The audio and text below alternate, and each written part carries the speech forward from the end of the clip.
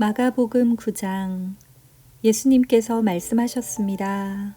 내가 너희에게 진정으로 말한다. 여기 서 있는 사람 가운데서 몇 사람은 죽기 전에 하나님 나라가 권세 있게 오는 것을 볼 것이다. 영광스러운 모습으로 변하신 예수님. 6일 뒤에 예수님께서 베드로, 야고보, 그리고 요한을 데리고 높은 산에 올라가셨습니다. 이 제자들 앞에서 예수님의 모습이 변하였습니다. 예수님의 옷이 하얗게 빛났습니다. 세상에 어떤 사람도 그렇게 희게 빨 수 없을 정도로 새하얗게 되었습니다. 엘리야가 모세와 함께 제자들 앞에 나타나 예수님과 더불어 말씀을 나누었습니다. 베드로가 예수님께 말했습니다. 선생님, 우리가 여기 있는 것이 좋겠습니다. 우리가 천막 셋을 세우겠습니다. 하나는 선생님을 위해, 하나는 모세를 위해, 그리고 또 하나는 엘리야를 위해서입니다. 베드로는 무엇을 말하는지 알지 못했습니다. 왜냐하면 그들이 두려움에 빠져 있었기 때문입니다. 구름이 그들을 덮었습니다. 그리고 그 구름 가운데서 목소리가 들렸습니다. 이 사람은 내가 사랑하는 아들이다. 그의 말을 들어라. 그 즉시 제자들이 주위를 둘러보았습니다. 그러나 예수님 외에는 아무도 볼 수 없었습니다.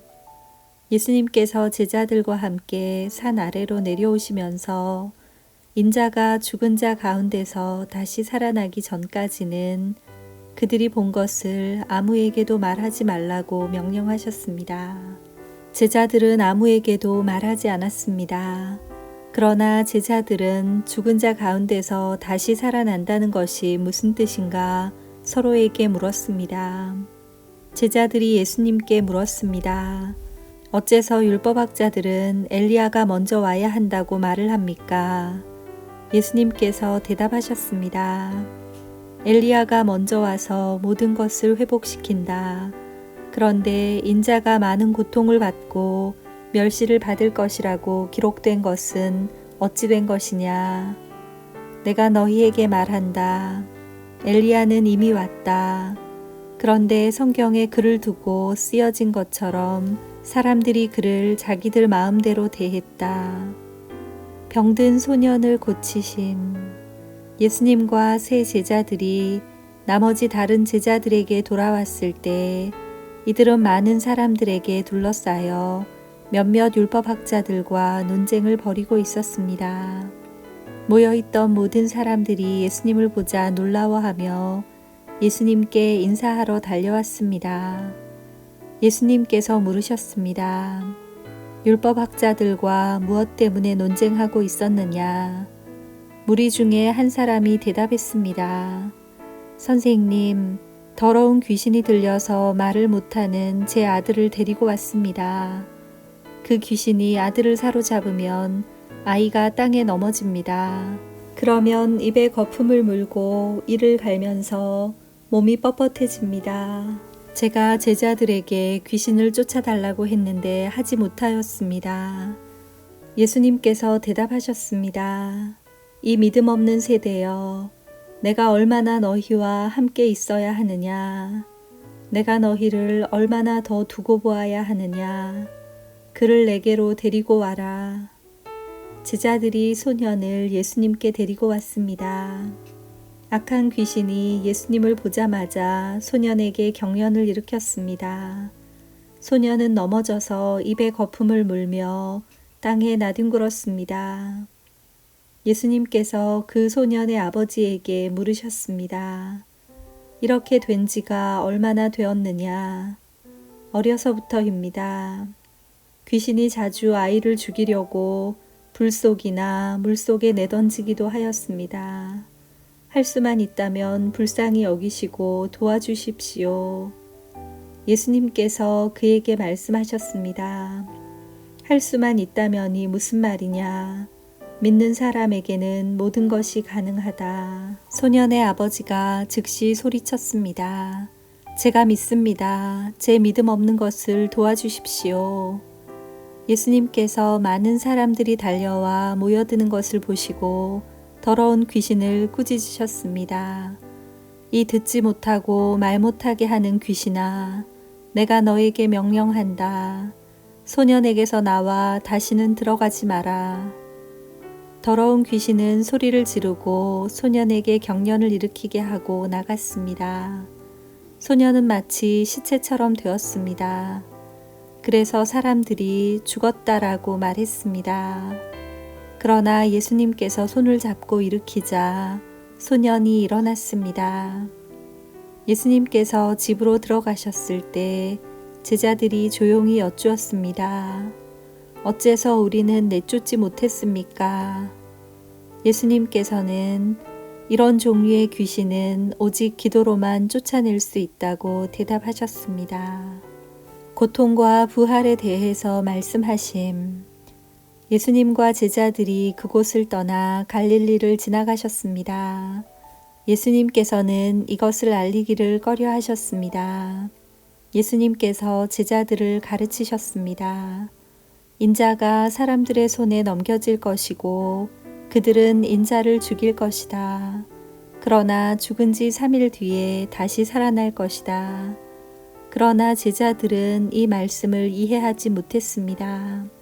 그리고 예수님께 묻기를 두려워했습니다. 누가 가장 높으냐? 예수님과 제자들이 가버나움으로 갔습니다. 예수님께서 집에 계실 때 제자들에게 물으셨습니다. 너희가 오는 길에 무엇을 두고 논쟁을 벌였느냐? 제자들은 잠잠했습니다. 왜냐하면 그들이 자기들 중에서 누가 가장 높은가를 두고 길에서 다투었기 때문입니다. 예수님께서는 앉으셔서 12 제자를 부르셨습니다. 그리고 말씀하셨습니다. 누구든지 첫째가 되려면 다른 모든 사람보다 나중이 되어야 하고 모든 사람의 종이 되어야 한다. 그리고 한 어린이를 데려와 제자들 가운데 세우셨습니다. 그 아이를 팔에 안으시고 말씀하셨습니다. 누구든지 내 이름으로 이런 어린이 하나를 받아들이면 나를 받아들이는 것이다.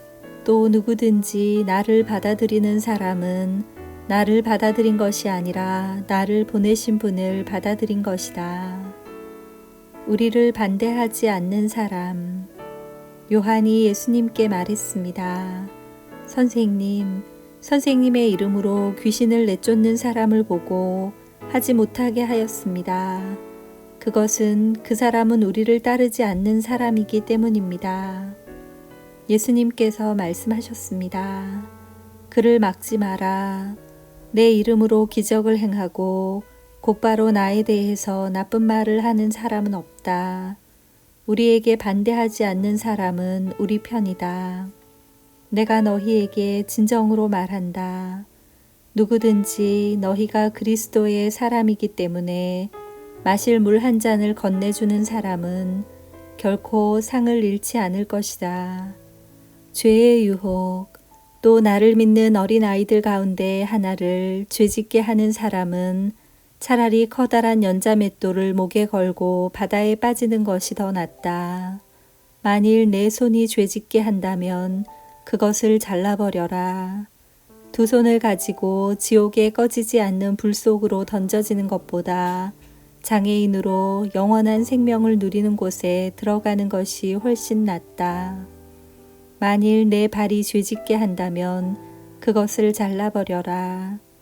두 발을 가지고 지옥에 던져지는 것보다 저는 발로 하늘나라에 들어가는 것이 더 낫다. 만일 내 눈이 죄짓게 한다면 그것을 뽑아버려라. 두 눈을 가지고 지옥에 던져지는 것보다 한 눈만 가지고 하나님 나라에 들어가는 것이 더 낫다. 지옥에서는 벌레도 죽지 않으며 불이 꺼지지 않는다. 모든 사람이 소금 절이듯 불로 절여질 것이다. 소금은 좋은 것이다. 그러나 만일 소금이 짠맛을 잃으면 무엇으로 다시 짜게 하겠느냐. 서로가 소금을 지니고 화목하게 지내라. 아멘.